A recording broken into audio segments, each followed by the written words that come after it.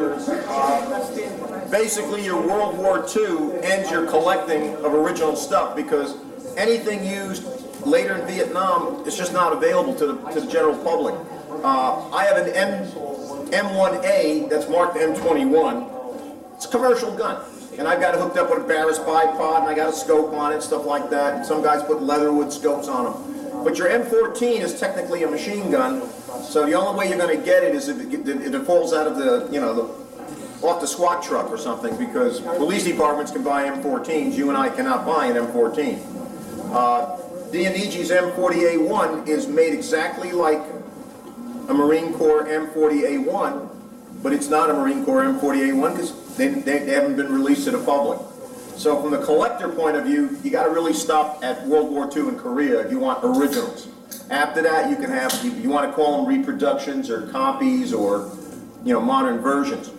Now, after Vietnam, there was a lot more studying of sniping and looking at it as this could be a useful skill and this could be of value. Now, the first medals of honor that were given to snipers was Black Hawk Down, Somalia. 2 snipers volunteered to go in and try to rescue the pilot who was captured when his helicopter crashed, and both got killed, and they both got the Medal of Honor. That was the first time a sniper was recognized. What started to happen after Vietnam was more books were coming out about, like Carlos Hadcock in particular. It became a common name among people in the firearms community, if not the general public. All right? And with Chris Kyle's book, American Sniper, and the movie, again, a lot of stuff is coming out from that period after Vietnam. And again, I got some books there you can look through, but the literature is getting out to the general public. Now, my last speaker is not going to be limited in time. All right? Lieutenant Hageman down there, Roselle Police Department and Union County Sniper Team, SWAT team, was a Marine Scout sniper, and presently is involved in, if necessary, sniping here in Union County. So he has unlimited time, and it's all his. I'm not going to take too much.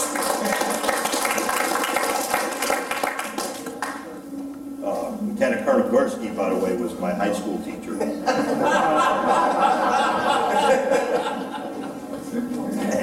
Yeah, he's getting extra credit. And we both spend a week together every year with the ROTC recruits down at Fort Dix. Like you said, I'm a lieutenant with the Union County SWAT team. I have over 30 years experience as a professional sniper, both in the Marine Corps and as a police officer.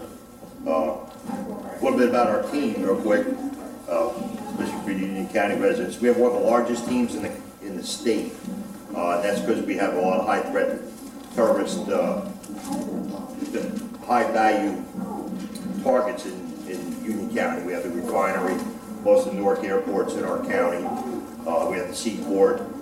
We have some pretty large pharmaceutical companies. A lot of infrastructure that needs to be protected. Lucky for you, most of that's funded by the Department of Homeland Security instead of from the county coffers, and also from drug seizures. We get a large percentage of whatever they seize, money-wise and vehicle-wise, from drug dealers. We have the total members come from our 24 agencies in Union County, the 21 municipalities, county police, prosecutor's office, sheriff's department. We train all the time. We have a very good rapport with U.S. Special Forces, both Army and Navy. We get to go down there and train with them at Fort Bragg and at Dam Neck, Virginia pretty often. They come up here and train with us. And that's because we're part of an organization called Lwrc, Urban Area Security Initiative, which is some North Jersey counties, Union, Essex, Hudson, Bergen, and New York City. And it was designed to protect this area from a terrorist attack. And we train a lot with the military. We exchanged, prior to 9/11, units like Delta Force and SEAL teams came to SWAT teams to learn tactics, because we were guys out there doing it all the time. Now we go to them and get what experiences they had from Afghanistan and Iraq. Our team competes often with other teams in the Northeast. Out of full-time military, police, and some part-time teams, our team always came out number 3 in the tri-state area, and we always came out number 1 as a part-time SWAT team. Like Mr. Gursky said, I was a sniper in the Marine Corps. I taught at the Marine Corps Sniper School at Camp Lejeune. I also taught at John F. Kennedy Special Warfare Center at Fort Bragg. I'm a combat veteran as a sniper. The combat actually ribbon with a bunch of other awards. And all our members are trained by the FBI. We go to 3 different courses. We go to basic, intermediate, and advanced FBI sniper courses. And every one of our snipers has also been through several Blackwater, now Academy courses. And all our snipers on our SWAT team are cross-trained as entry personnel. When you come on the team, there's a year of probation. Everybody becomes an entry person. We have a whole bunch of different disciplines: sniping, breachers, negotiators, all that kind of stuff. Our equipment. The old standby, the Remington 700. They're all outfitted with a Leopold Mark IV. They come at 308 or 7.62, whichever one you prefer. They hold a minute of angle out to 1,000 yards. This one happens to have a 26-inch barrel. Some of them have 22 and 24. I prefer the 26, so when I go out to places like Blackwater, you know, I can engage targets out to 1,200 yards. We shoot 168 grain federal gold match bullets. This rifle, we don't use them all the time, these bolt action rifles anymore. We really transitioned over to the semi-autos. It's a real good rifle though if you're gonna be in a hostage situation where you have to take a very precision shot. You don't want to take one over 200, 300 yards tops, because remember, even if you're shooting a minute of angle, it's 3 inches at 300 yards, you know. It's tough to take an instant incapacitating shot with anything over 300. But we like that we keep these in our arsenal. In the event we have a situation in a big open area, say the parking lot at Jersey Gardens Mall, down the seaport, someplace where it's big and wide open, we need a lot of distance, we keep these in our arsenal. As everybody knows, the 700's been a reliable rifle since 1948. It served the Marine Corps. It's the base model, the M40. A lot of them have a Winchester lower receiver. They use the Remington 700 upper receiver on the M40. I don't know if they still do. They used to when I had them. And the Army uses them, and they call them the M24. And they have them in the 308, the 300 Win, and the 338 Lwrc, okay, the Army. The Marine Corps' M40 and ours, or 700s, have a short bolt, okay? It's called a short action, where the Army's M24 has a long action, so that they could change the barrel out from a 308 to a 300 Win or the 338. When I was teaching at Fort Bragg, I could never get used to that long bolt. I always lost my cheek well. All right, I prefer the shorter action. Our next rifle is the Lwrc Reaper. It's a cool name, but it actually stands for Rapid Engagement Precision Rifle, not Reaper as in death, right?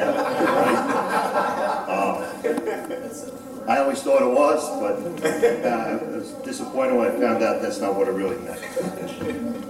It was developed by Lwrc. A lot of you guys probably familiar. It's a very, very good gun manufacturer. All the special ops communities, they buy all their weapons from Lwrc, Delta Force, SEAL Team 6. A lot of them are carrying LWRCs. This weapon, FN was trying to develop a rapid engagement rifle for the Marine Corps. Lwrc came up, jumped in there, and in 2006 came out with the Reaper. Unfortunately, I can't believe it, the Marine Corps ran out of money, and they scrapped the whole program, never bought one of them. But everybody else benefited from it. It's a piston rifle, so It stays nice and clean. It stays cool.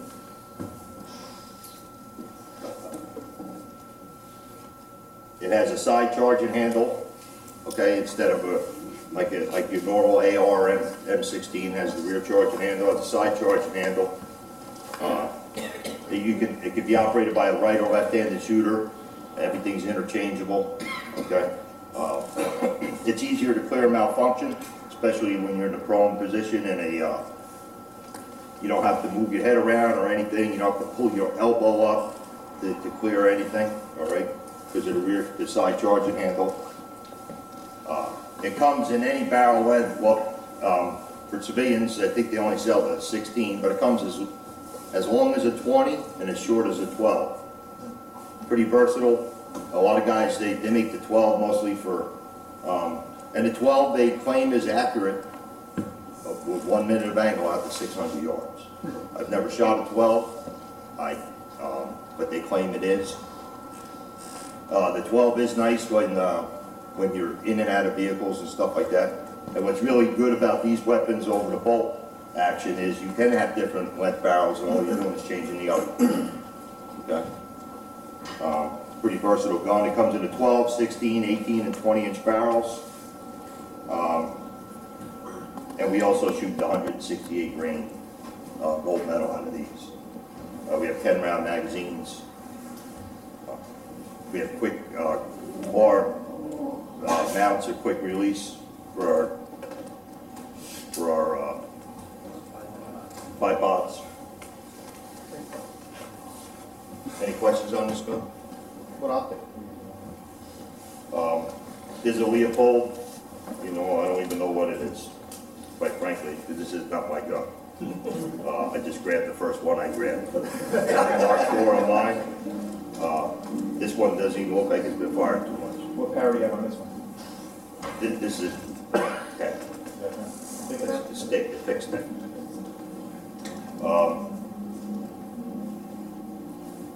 I know that because I priced this, because I bought this gun, well, I priced for it, these are $6,000 as it sits. Around $6,000. Excuse me. Got a question? Yeah. You guys use any suppressors? We have suppressors on MP5s. We don't use them on the sniper rifles at all. If we have to get down to using a sniper rifle, it really doesn't matter if we use it or not. Because it's not fun. No, but it's easier for your ears. Yeah, for us, Yeah, I mean, that's what I mean. It's easier on. I don't hear anything. What you say? What? Because a lot of our jobs are in urban environments, and when we're doing search warrants, the majority of them are in places like Elizabeth, Plainfield, Linden, Roselle, where properties are pretty close together. We're probably not going to take a long-range shot anyhow. And the snipers are more of a containment. We do go out we do send a team.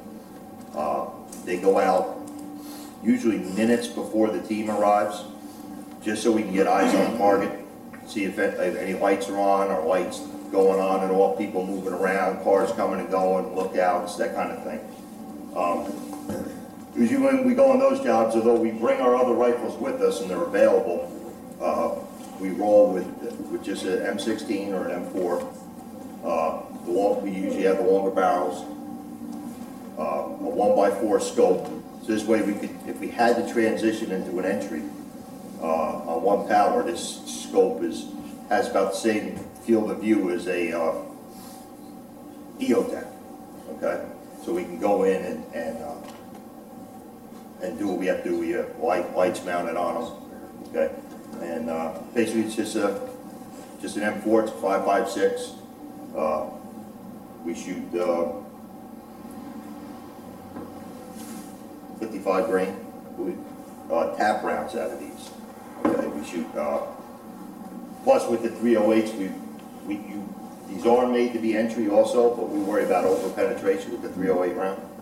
Okay, we don't know who's in the other room. We have guys all over the house. We're always worried about over penetration. So these are the three weapons that we. This is 5.56.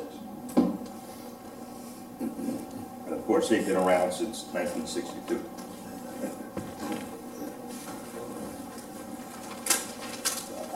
Our camouflage, we pretty much adopted the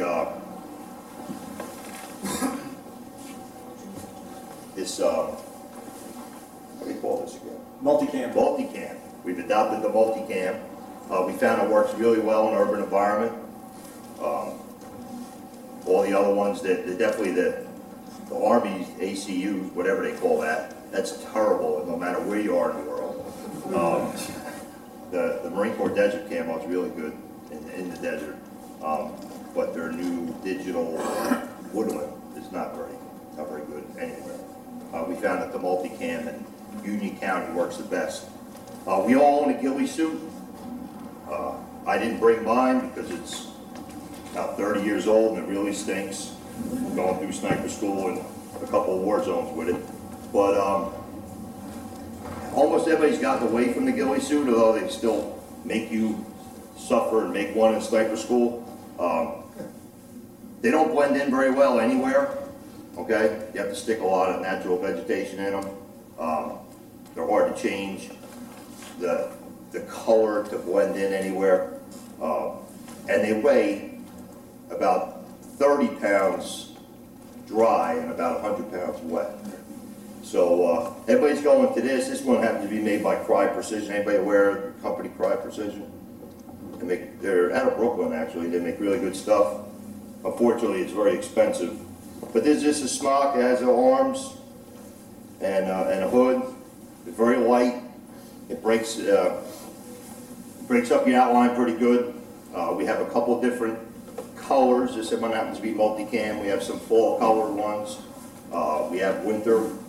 Okay, we have a white for the winter. Our cold weather gears, they actually evolved too. This happens to be made by Cry Precision. All these coats cost like $500. Unreal, but they pack very small where you can put it in your cargo pocket. Doesn't lose any of its warmth. You find it's a very strange cut, so it fits over our gear, over our vests and things.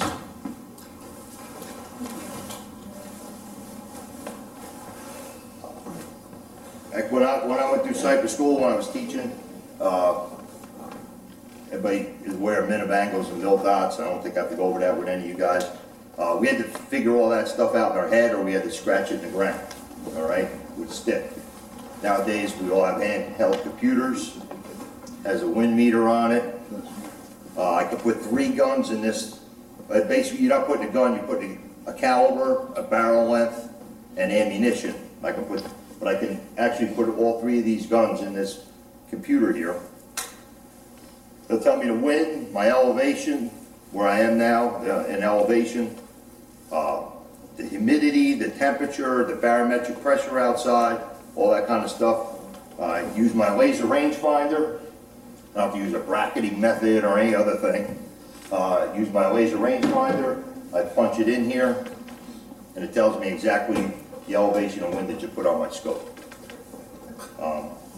Back when I was teaching in the Marine Corps, we were making 1,000-yard shots with the 308. We were reaching out 1,800 yards with the Barrett at the time. And now, you read about guys making 1,800-yard shots with the 308. I think maybe the guy made even one longer on that hospital shot in Iraq. But they're able to do it because of these. Okay, we never even talked about bullet drift, where because of bullets going to the right, it actually drifts off. We never even talked about it because we never thought we were going to shoot far enough that mattered. But now this all takes that into consideration. All right. We use binoculars mostly. We don't use spotting scopes very often, but we do have spotting scopes. We use our optics to identify targets and gather information. We all have this. I happen to like split peas in my sock, and what we do is they go under the stock here, and we squeeze them and get our elevation.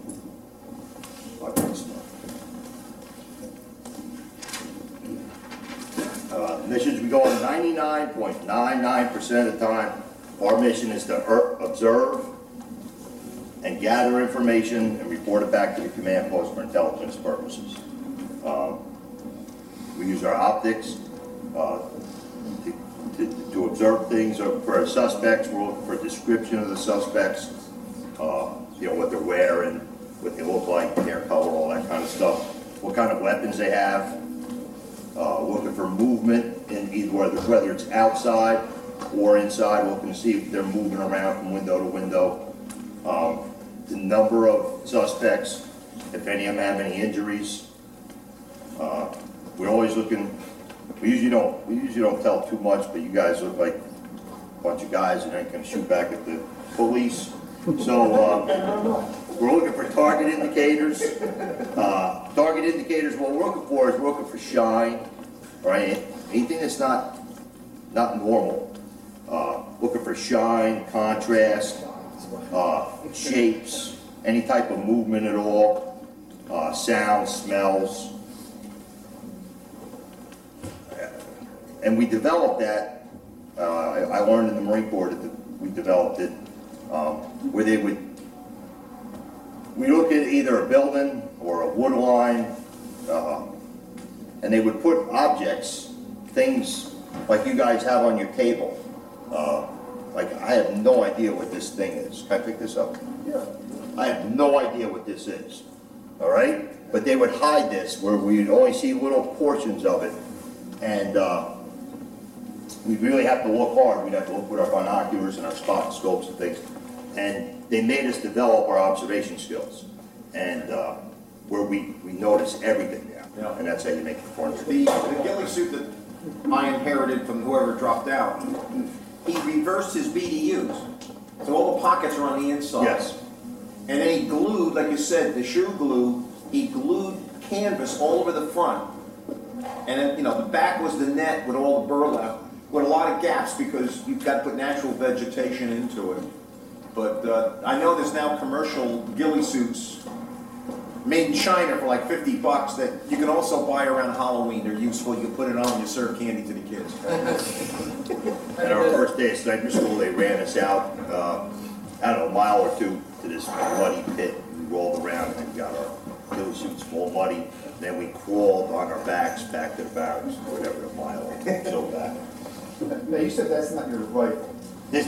Yeah, I have one So similar. you guys are allowed to set your own rifle up, I guess? Yes. What do they give you, budget, give you options? You have a budget, yes, and you could buy whatever commercial parts from a good commercial part. Yeah. We don't buy any junk. So they're providing the rifle, you're picking everything else out? Yes, like this. I have other I have a smaller rifle, but this one I built. Right. I have a armor, but I don't know why lieutenants don't fix guns. So I don't know why I went to armory school. But we have a couple armors, and what you do is you tell him what parts you want. He gets them, he puts them together for you. Your rifle with the start, why you have your hand up? You say from close in, inside work. Are you feel you're at an advantage or a disadvantage with the start fire sights when you're up close, acquiring your target? Everybody's gone to EOTechs, to the most SWAT teams have gone to EOTechs, some type of sight. In the beginning, I hated them because I was always an iron sight guy. But over time, you shoot very fast with them. This reticle lights up. It's a red reticle. And with the EOTech, it's a starburst with a dot in the middle. It's really, really fast. Yes, way faster. And when you can actually take your gun with these type of sights, as long as you remember, there's a 2.5-inch offset. So if you're up close and you want to shoot someone between the eyes, you have to aim 2.5 inches high. But you could actually take the gun, this gun, or with this scope or an EOTech, and hold it out like this, not even in your shoulder, and wherever that red dot is, doesn't have to be in the center of that EOTech, it could be anywhere. It could be up in the upper left corner of that EOTech. And wherever that, wherever that dot is, that round's gonna go exactly wherever that dot is. You could put it out here and somebody else could be looking at it and tell you, okay, pull the trigger. All right, it's come a long way. And it took me a long, but it did take me a couple of years to like it. Any other questions on it? Are you able to choose your sidearm, or is that an issue? No, we can choose, we carry whatever sidearm we want. A lot of guys carry the Springfield 45. They did start with the Kimbers. We found the Kimbers to be very unreliable. They jam more than anything else, and they always say, well, that has to break in. Well, we don't have that option. Because if we go to this, that means that broke, and this has to work. I'm a clock guy. Clocks always work, even if they're broke. Has there been any swatting episodes around here? Yes, there was one in Kenilworth about a year ago. Here, some Kane University kid sitting in his underwear playing video games when we come crashing in the door. But he actually came out. But we haven't had any recent ones like you've read in the paper. Do you have to qualify twice a year like the rest of the law enforcement in New Jersey? Or do you do the qualifying? We, every person on the SWAT team is a rifle and pistol instructor, subgun, rifle, and pistol. We're subject to the Attorney General guidelines just like everybody else. Okay. We have to, actually with the rifles, all three of these have to qualify 4 times a year. And any police officer that shoots any of these weapons has it. You have to qualify twice and you have to familiarize. You have to qualify 4 times with this. Semi-auto rifles and subguns is 2 qualifications, 2 familiarizations. The minimum would be about 400 rounds a year. We shoot about 40,000 rounds a year.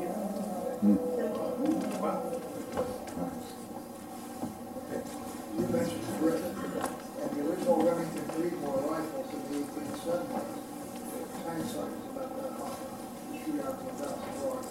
If you look at it, you'll see it's slightly offset, so it goes up.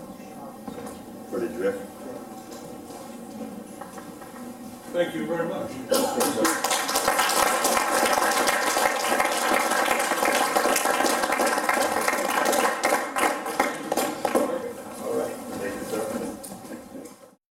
Now, with shotgun development in the United States was getting somewhere, Winchester wanted a repeating shotgun, but Winchester wanted something that was lever operated, because levers were Winchester and Winchesters were levers, okay? That was their trademark mechanism.